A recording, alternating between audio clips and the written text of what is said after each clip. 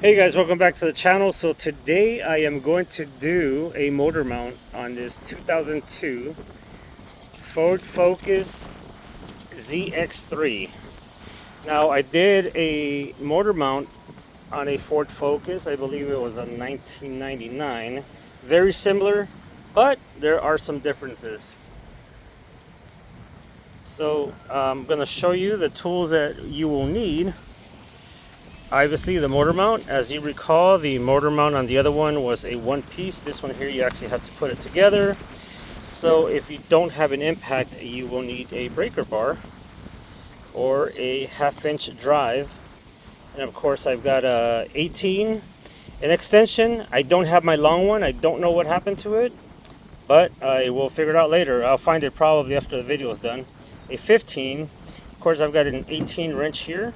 Breaker bar, like I mentioned, a 1/4 inch drive ratchet, long extension, short extension, and a 10 millimeter.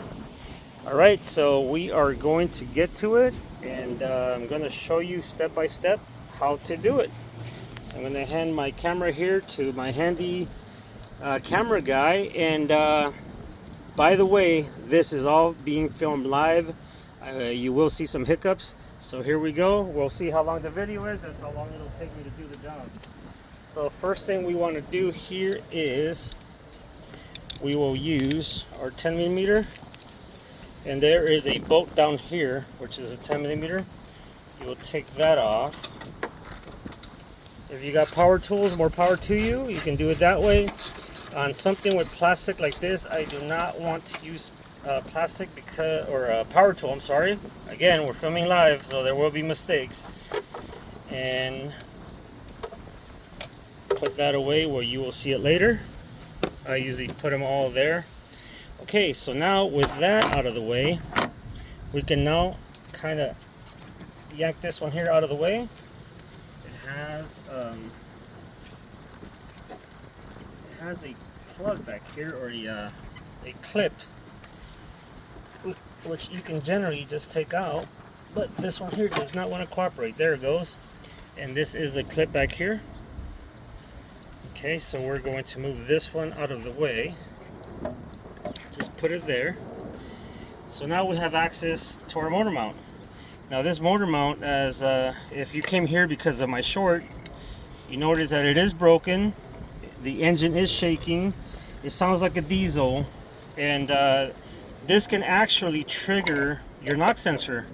Some people will change their knock sensors and then replace them again, and then replace them again, and then badmouth the either the company that makes the knock sensor or the company that sold it to them without even knowing there's this. So diagnose, diagnose, diagnose.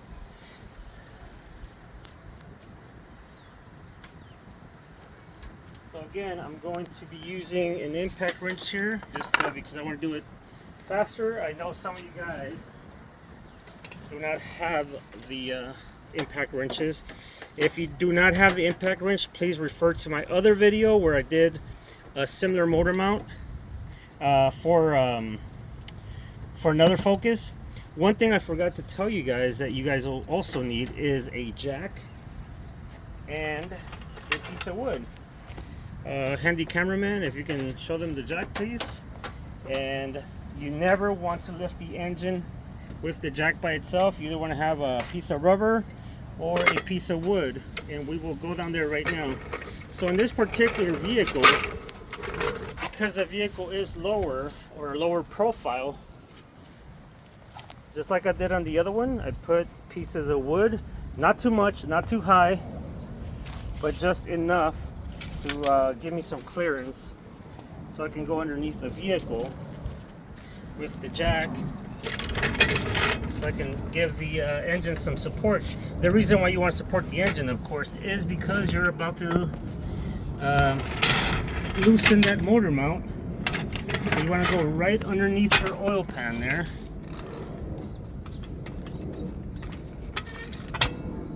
And basically just do it carefully there. Alright, so that engine there, actually I don't feel confident the way that went up, so I'm going to readjust my piece of wood here, or actually I can readjust my jack right there. There we go. That is always better. So if you don't feel confident the first time, do it again. It's all about safety. All right, so here we go. So I am going to do this one, and then there's one back there first. Again, I don't know what I did with my long extension, so I'm gonna hope that my other extension works, or it's long enough.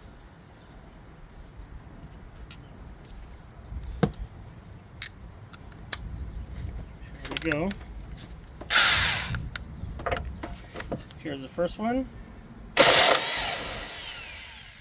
Put that somewhere where you know where it goes, or where it will be later. And these you don't want to loosen up all the way, because remember,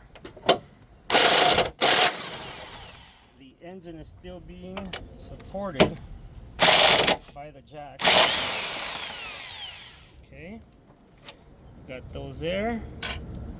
So this one came from back there, this one came from the front, so I believe they are the same. So now what I'm going to do is I'm going to pump my jack one more time until I see that motor mount kind of riser.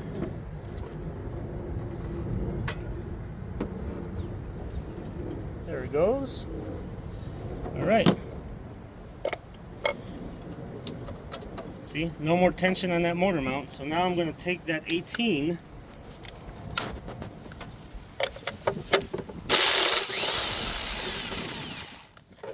Take that one off. Take this one off.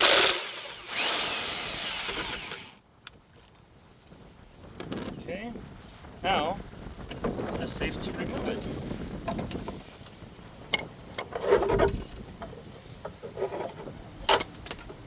Like so. And on this one here, we've got to take that one off, and I believe that will be, well, it will also be an 18. Alright, so I'm going to put this one against the floor here.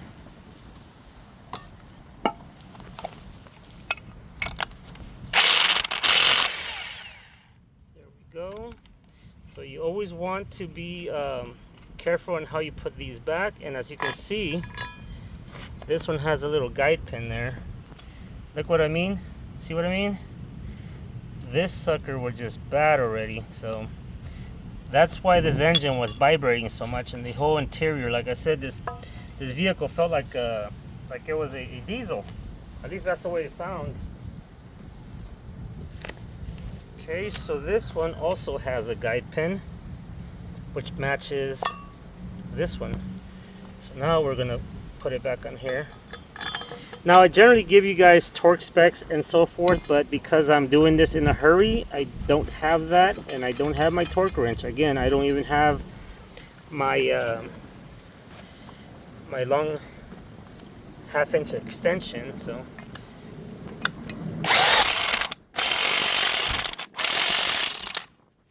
three ugga-duggas on that one. So now we're gonna align it back on here.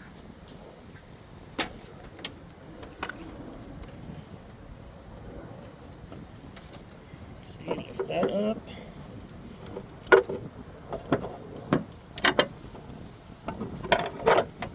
Back in there. Now what I'm going to do on this one here is I'm going to put one of these 15 millimeters here. And you always start them by hand, especially if you're using a machine. You never want to tighten these with, or start them, I'm sorry,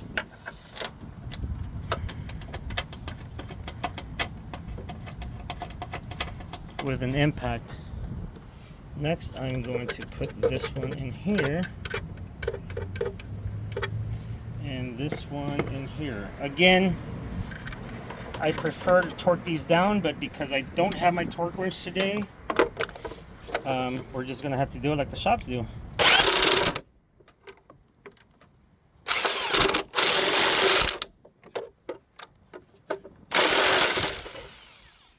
Alright, now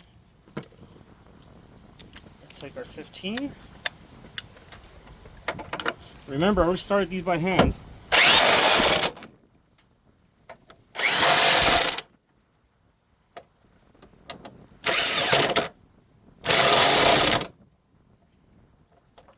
Alright, so now I'm going to lower the engine.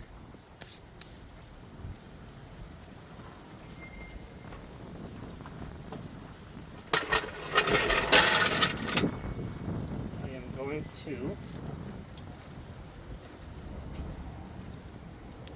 put my reservoir tank back on.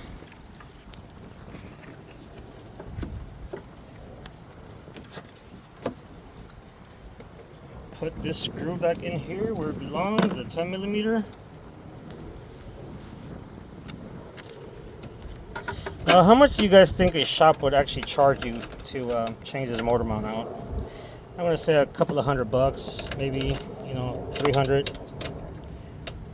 So, I mean, I don't blame the shop. They've got to pay rent and pay the employee and pay the parts. So, I'm not knocking any shops down. I mean, I've got to make money on some of my stuff too. So, but yeah, that's it. And it took us all but 11 minutes to do it. If you like this type of video, please like and subscribe.